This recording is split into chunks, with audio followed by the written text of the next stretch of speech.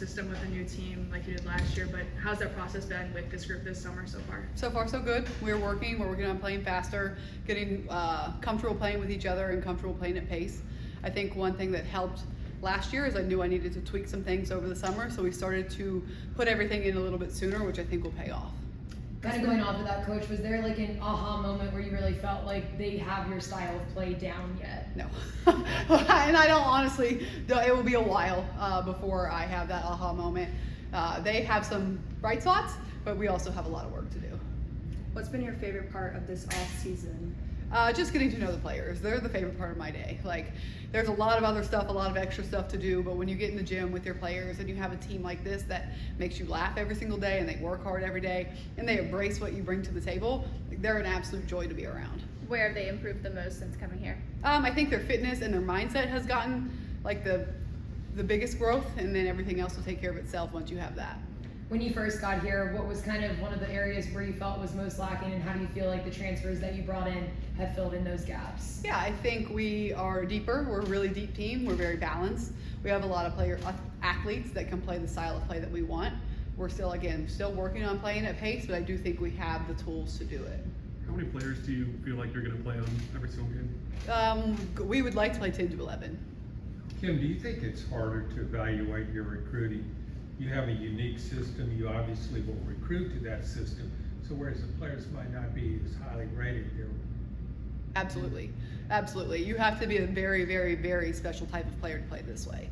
And if you're the number 3 recruit, that's just an example, or whatever recruit, top 10, maybe you don't fit, right? Maybe we just don't recruit you, but maybe you're number 77 and you're perfect for us. And so those are just numbers I'm throwing out. But it has to be a style of play thing. And you need athletes that can score, that can go downhill and transition, that want to play fast.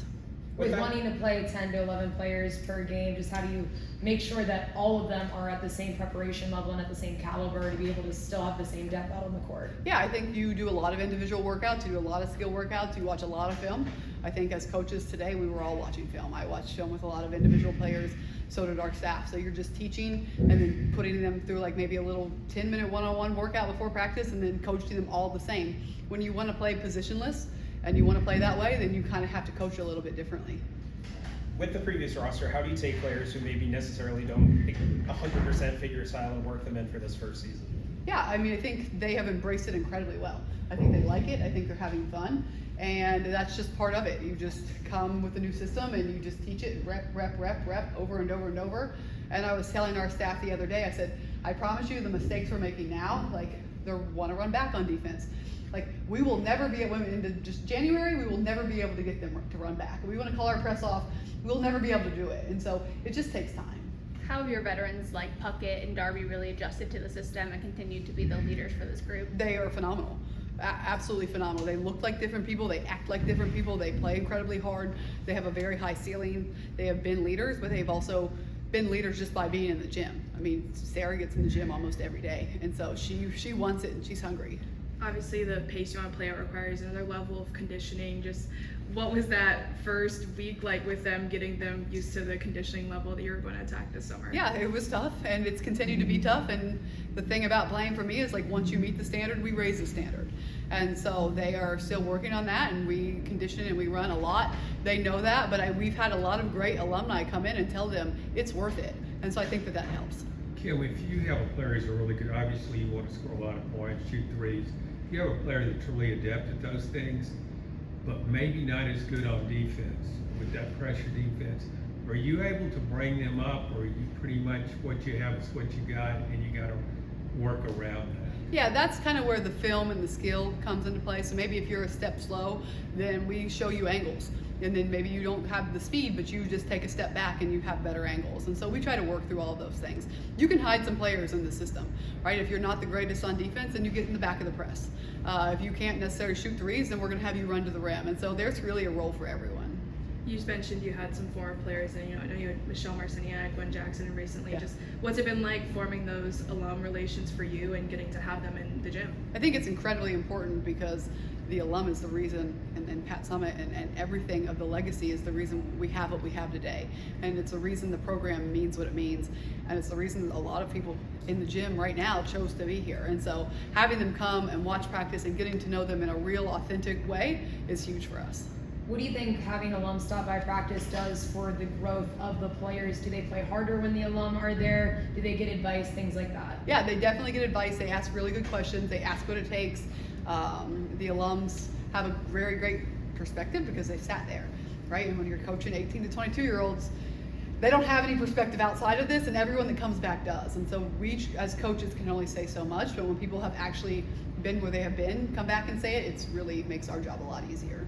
What players that were here last year do you feel like are kind of made for this system? Yeah, I think Sarah Puckett is going to be great at this. I think she's going to thrive. Talasha Cooper is really good. I know she didn't play. I know Kanaya Boyd didn't play, but she's going to be really good for this.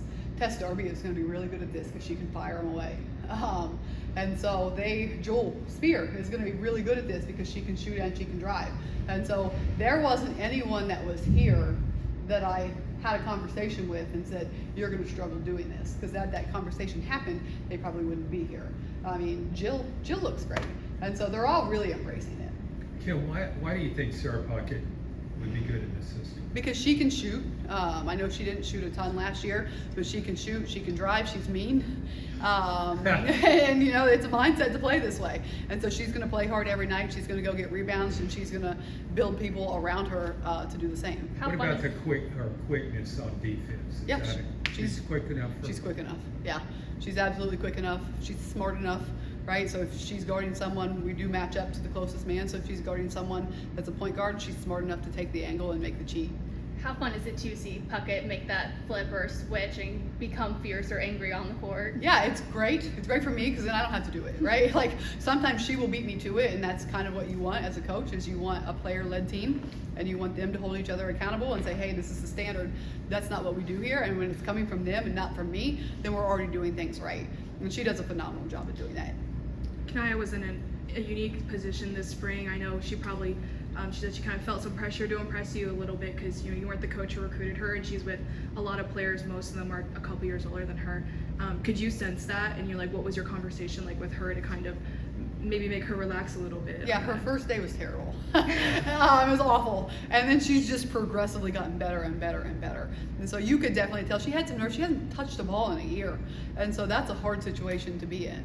And so she has embraced it. She has learned to work hard. And anytime you have a freshman that's kind of the only one, sometimes they got to get kicked around a while. And she really got kicked around for about a week and then figured it out. And now she's holding people accountable and she's doing what she needs to do. When you were looking for assistant coaches, what were some of the qualities you felt like you needed to find to kind of complement you as a coach? Yeah, I needed people that were energetic, people that could do a lot of skill work.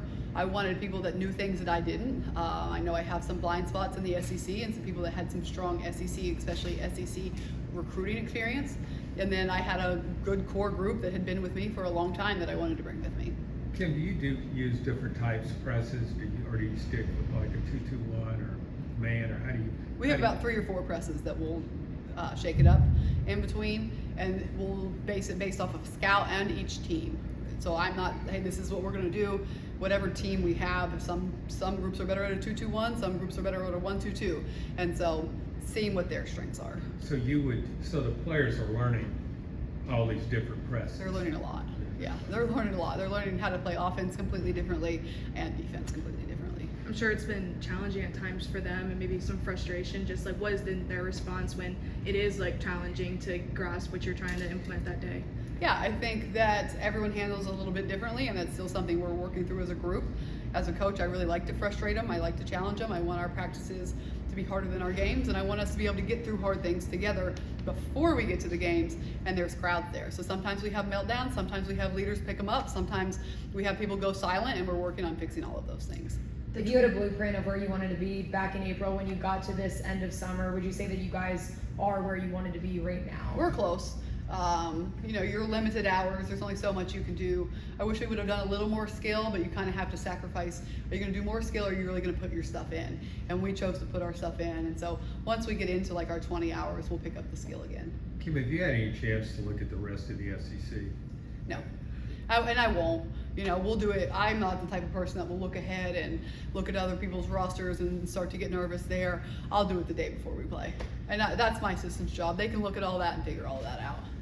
What excites you about this non-conference schedule this year? I think it's a nice mix of challenging, but it also takes us a really long time to learn how to play this way.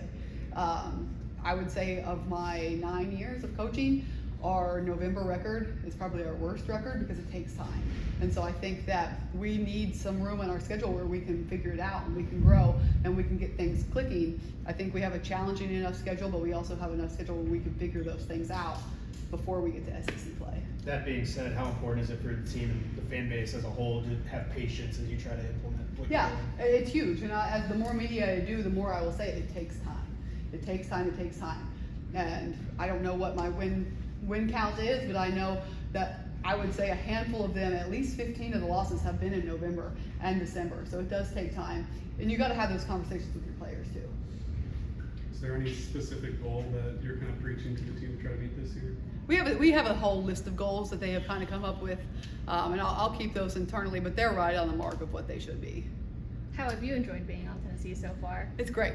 It's great. It's a pinch me moment every single day, but every time you get in the gym, I just am comfortable in the gym, right? This is not really my wheelhouse, but every time I'm in the gym and I get to be coaching basketball, like they make it great. And I think I hit the lottery with this team just because they're great people. Thank you, Coach. Thank you.